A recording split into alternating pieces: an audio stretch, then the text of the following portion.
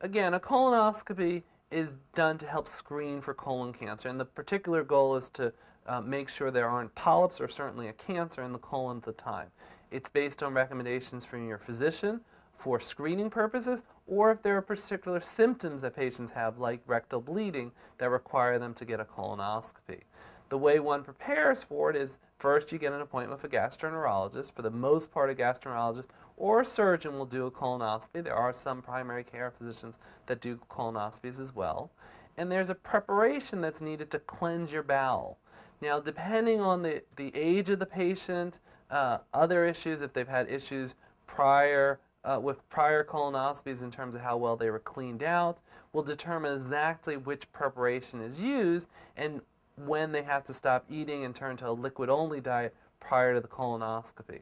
The preparation is done the night before a colonoscopy, and the next day one doesn't eat or drink anything. They go to the wherever they're having the endoscopy, and the endoscopy itself takes anywhere between about 20 minutes and 1 hour.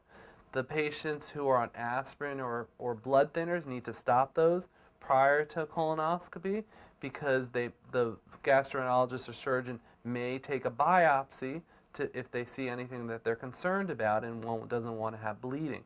So if you're on aspirin or blood thinner, you need to make sure your gastroenterologist or surgeon knows that prior to a colonoscopy. At the time of the colonoscopy, they'll be able to look and see if they see anything abnormal and be able to give you that report if they see anything abnormal at the time of the colonoscopy.